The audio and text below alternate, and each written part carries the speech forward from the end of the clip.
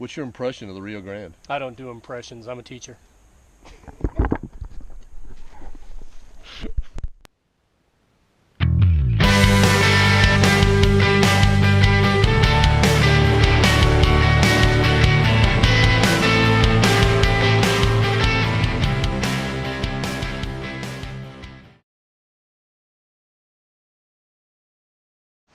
Good morning, good morning. Welcome to SubtleTakes, where we take you fishing with us all across the beautiful state of Colorado. Now, most people think of the Rio Grande River as this big, kind of muddy, wide river that leaves Colorado and enters New Mexico and becomes this flat, kind of fishless thing. That is anything but the case where we are. We are towards the headwaters of the Rio Grande, right below Rio Grand Reservoir at the beginnings of the Box Canyon. As you can see, it's gorgeous. I'm here with my good friend, Mr. Brett Weller, and we've been up here for a couple days fishing. And we're excited because we've never actually fished this stretch, and as you can probably tell here from the video, it's quite different than most other stretches of the Rio Grande. So we're really not sure what we're in for today. We're probably going to stay in the river right off the bat and see what kind of bug life we see. We see a few bugs coming off. Looks like there could be some midges, maybe some small Baetis patterns, but we also think that there could be some caddis coming off later on, and we might even nymph with some stoneflies. So a variety of bugs here. One of the things on the Rio Grande is there's plenty of bugs, plenty of fish, but sometimes it can be a little fickle because the hatches come on and they go away pretty quickly, and the fish will tune into those hatches as they go. So we got to be on our game here. Glad you're with us today. We can show you some nice fish here. If nothing else, we're going to show you some beautiful scenery. So thanks for being with us, and we'll see you out there on the river.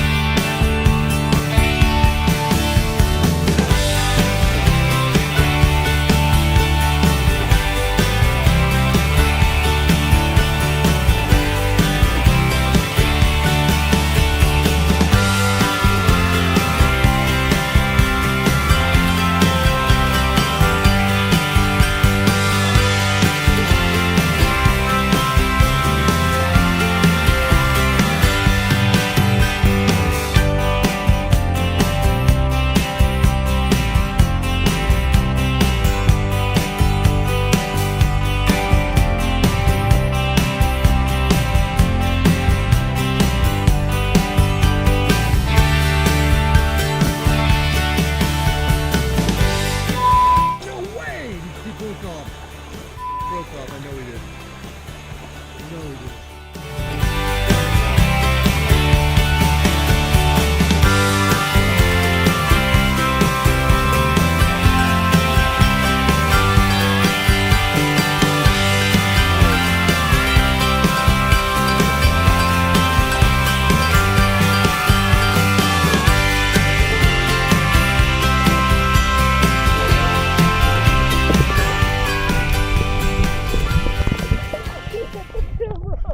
You ran right into the camera. That could be some nice awesome one, man. Nice one, nice one. All right, so it's just about noon here, and we've had a pretty good morning. Let me show you the rig that we're using here. We're using a dry dropper setup, so we're fishing somewhere between a size 10 and a size 14 stimulator of some sort. This one happens to be a chartreuse pattern that I tied up, and we're dropping off about 2 feet of fluoro, 5X fluoro, to a flashback pheasant tail. They're rising again.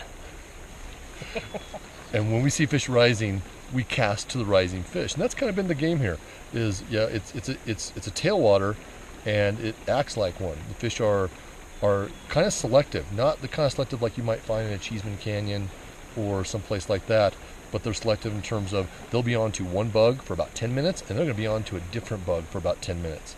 And it becomes kind of frustrating because you're casting the same fish and you're not getting results, then suddenly you get results. And there's no really rhyme or reason to it. but this is kind of the word that we get from some of the fly shops, is that it's sporadic, and it turns on and it turns off. And what I think that means is that there are so many hatches going on here that they turn on to one hatch for a little bit and they kind of turn on to the next one that's coming on. So that's our rig, our setup here, and we are literally fishing the entire width of the river from bank to bank. There's no one place that we're finding fish. We're waiting for the splash and finding them, and then going and targeting the fish. All right, so we're gonna get back on the water here.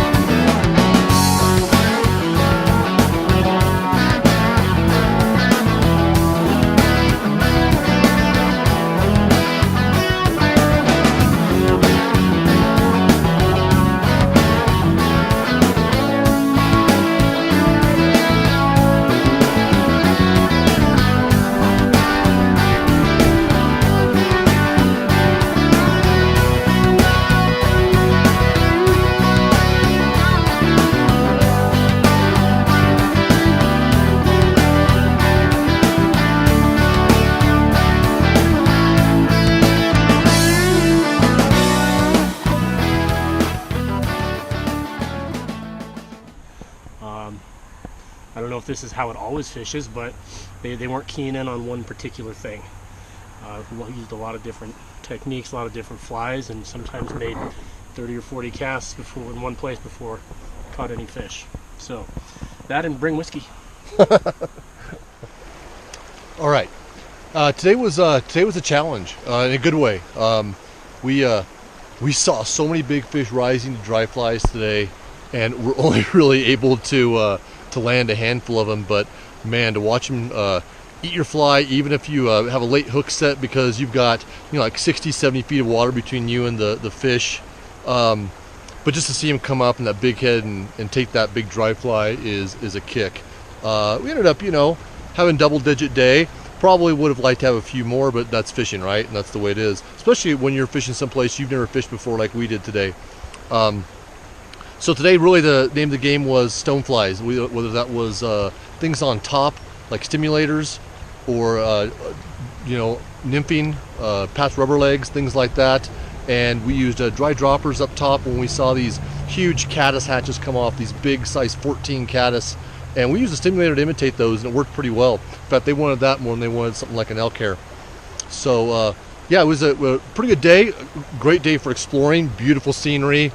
Again, you've got the rain jackets on and off all day. Had to spend about an hour in the car because of a thunderstorm, but great day outside in Colorado. Hey guys, I really hope you enjoyed this today. We sure did. Please subscribe, hit that subscribe button. We'd really appreciate it. Follow us on Instagram, Facebook, and go check out the website at SubtleTakes.com. And if there's any place you'd like to see us fish or some questions you have about this body of water, we'll do our best to provide answers, or we'll maybe see if someone can provide those answers for us. All right. Thanks for joining us. We're going to stick around here in the area, spend the night in South Fork, maybe fish the Conejos River tomorrow, maybe head back up here. We'll see. And the next week we're on to a different adventure someplace. Thanks for joining us, and we'll see you out there on the water.